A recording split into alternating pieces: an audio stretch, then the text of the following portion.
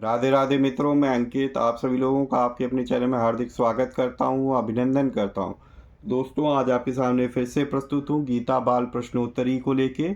और तो हम लोगों ने इस पुस्तक के माध्यम से गीता के 5 अध्याय तक कंप्लीट कर लिए हैं। और अगर आपने नहीं वो देखा सुना है तो अब मैं से रिक्वेस्ट करूँगा, पहले आप 5वां अध्याय सुनिए। जाके मैंने प्लेलिस्ट बना ली है, प्लेलिस्ट में आप देख सकते हैं इस पुस्तक के नाम से गीता बाल प्रश्नोत्तरी। और वहाँ पे 5वां अध्याय सुन के आइए। पाँचवां अध्याय तक जितने भी प्रश्न उत्तर बन सकते हैं गीता के हर एक अध्याय से लेके, वो आपको मैंने इस पुस्तक के माध्यम से बताए हैं। उसके बाद आप ये 6ठा अध्याय आज का शुरू कीजिए। तो एक बार प्रेम से बोल दीजिए, जय श्री गणेशाय नमः। तो 6वां अध्याय है दोस्तों।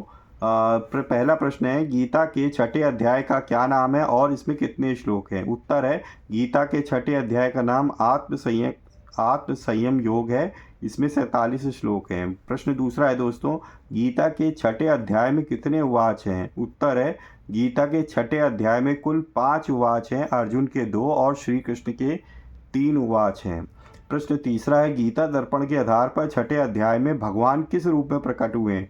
तो गीता दर्पण के आधार पर 6ठे अध्याय में भगवान व्यापक रूप में प्रकट हुए हैं। तो दोस्तों, ये कितने छोटे छोटे प्रश्न हैं जो गीता से हर एक अध्याय से निकल सकते हैं। और गीता प्रेस ने ऑलरेडी जो है ये सब रिसर्च करके हमको निकाल के दिए हुए हैं।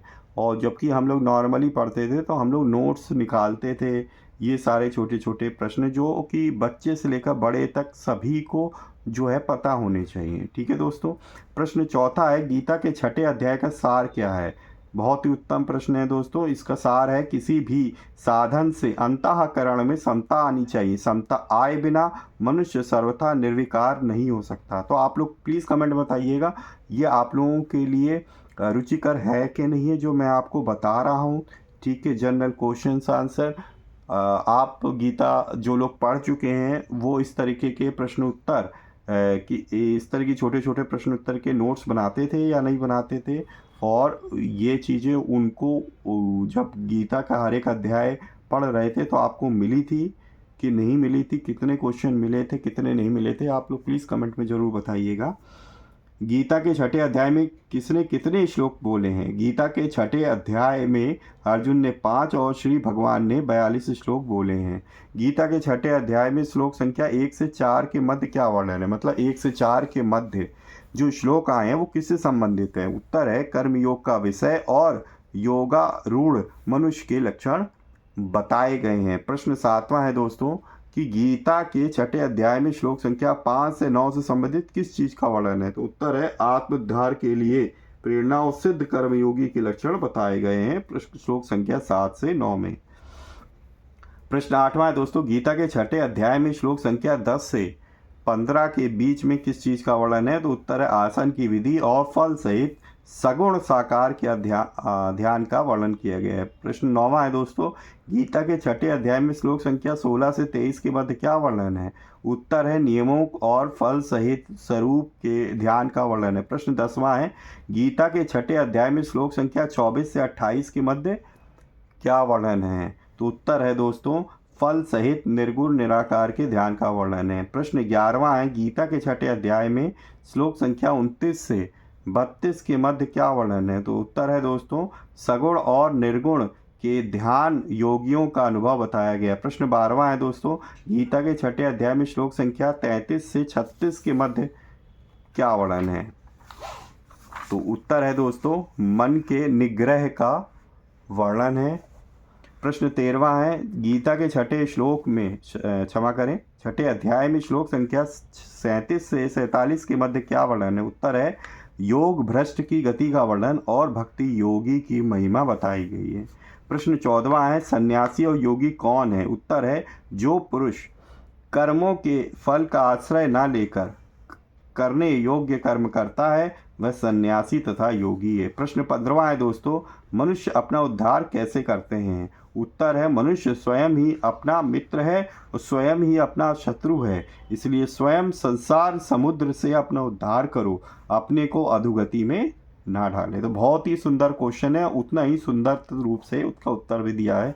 फिर से बता रहा हूँ, मनुष्य अपना उद्धार कैसे करे? तो उत्तर बहुत ही सुंदर है दोस्तों, मनुष्य स्वयं ही अपना मित्र है और स्वयं ही अपना शत्रु है, इसलिए स्वयं संसार समुद्र से अपना उद्धार करे, अपने को अधोगति में ना डाले। देखिए, तो हम लोग संसार में जाते हैं, बहुत सारी चीज़ें होती हैं, कई जगह आपके से प्रश्न पूछा जाता है, तो आपके मन में दो विचार चल रहे होते हैं, एक तो पॉजिटिव और एक निगेटिव। ठीक है, तो पॉजिटिव कहता है अच्छी अच्छी आपको सलाह देता है, अच्छा उत्तर देने की कहता है कि आप नहीं ये वाला उत्तर दो, आपको ये करना है, ये नहीं करना है। वो और आपको जो निगेटिव आपका जो मन होता है, विचार होता है, वो आपसे बोलता है कि नहीं ये करना। तो इसलिए यह बात सही है कि हम स्वयं ही अपने मित्र भी हैं और अपने शत्रु भी हैं। प्रश्न 16 है दोस्तों, ध्यान योग के बारे में बताइए। तो उत्तर है दोस्तों, मन और इंद्रियों को वश में करके आशा रहित और संग्राम रहित होकर एकांत स्थान में आत्मा को परमात्मा में लगाना ध्यान है। उत्तर 17वां, प्रश्न 17वां, ध्यान योग कैसे सिद्ध होता है? उत्तर, जो यथा योग्य आहार विहार करे, जो यथा योग्य कर्म करे, जो यथा योग्य सोए और यथा योग्य जागे, उसका ध्यान योग सिद्ध होता है। उत्तर प्रश्न 18वां है, सबसे बड़ा लाभ कौन सा है? उत्तर है परमात्मा की प्राप्ति रूप लाभ सबसे बड़ा है। प्रश्न 19वां है, भगवान किसके लिए अदृश्य नहीं होते? उत्तर है जो पुरुष सभी में भगवान को देखता है और भगवान के अंतर्गत सभी को देखता है, उसके लिए भगवान अदृश्य नहीं होते। भगवान किसके लिए अदृश्य नहीं होते? उत्तर है जो पुरुष सभी में भगवान को देखता है और भगवान के अंतर्गत सभी को देखता है, उसके लिए भगवान अदृश्य नहीं होते। प्रश्न 20वां है, मन वश में कैसे होता है? बहुत ही सुंदर प्रश्न है दोस्तों कि मन वश में कैसे होता है। उत्तर है अभ्यास और वैराग्य से मन वश में होता है। तो हमें अभ्यास करना पड़ेगा और वैराग्य लाना पड़ेगा, तब हम लोग जो है अपने मन को वश में कर पाएंगे। प्रश्न 21वां है, कौन सा पुरुष दुर्गति को प्राप्त नहीं होता? तो उत्तर है भगवत प्राप्ति के लिए कर्म करने वाला कोई भी मनुष्य दुर्गति को प्राप्त नहीं होता। प्रश्न 22वां है, योगी किससे श्रेष्ठ है? उत्तर है योगी तपस्वियों से श्रेष्ठ है, शास्त्र ज्ञानियों से श्रेष्ठ है, सकाम कर्म करने वाले से श्रेष्ठ है, इसलिए भगवान अर्जुन को योगी बनने की आज्ञा देते हैं। तो ये थे दोस्तों 6ठे अध्याय से संबंधित प्रश्न। ठीक है दोस्तों, कैसे लगे आप कमेंट बॉक्स में ज़रूर बताइएगा, और नेक्स्ट अध्याय में 7वें अध्याय से संबंधित मैं प्रश्न उत्तर आपको बताऊंगा, सामान्य प्रश्न उत्तर जो भी बन सकते हैं, और आप जुड़ने ना भूलिएगा। अगर आपको अच्छा लगा है तो प्लीज़ वीडियो को लाइक करना ना भूलें और ज़्यादा से ज़्यादा अपने परिजनों मित्रों के साथ ज़रूर शेयर करें, ताकि वो भी इस पर्टिकुलर वीडियो से कुछ नई बातें सीख सकें, जान सकें। पहली बार चैनल पे आएँ तो चैनल को सब्सक्राइब कीजिएगा, बेल आइकन को प्रेस करिएगा, ताकि लेटेस्ट से लेटेस्ट वीडियो की इन्फॉर्मेशन आपको तुरंत ही मिल सके। तो इसी तरीके से भगवान की भक्ति करते रहिए, अपने परिवारजनों मित्रों के साथ खुशी खुशी प्रसन्नचित्त होकर जीवन व्यतीत करिए, और हाँ, हमेशा की तरह किसी न किसी एक पर्सन की हेल्प करने की ज़रूर कोशिश करिए दोस्तों। मिलेंगे इसी तरह किसी और वीडियो में, तब तक के लिए जय श्री राम, राधे राधे मित्रों।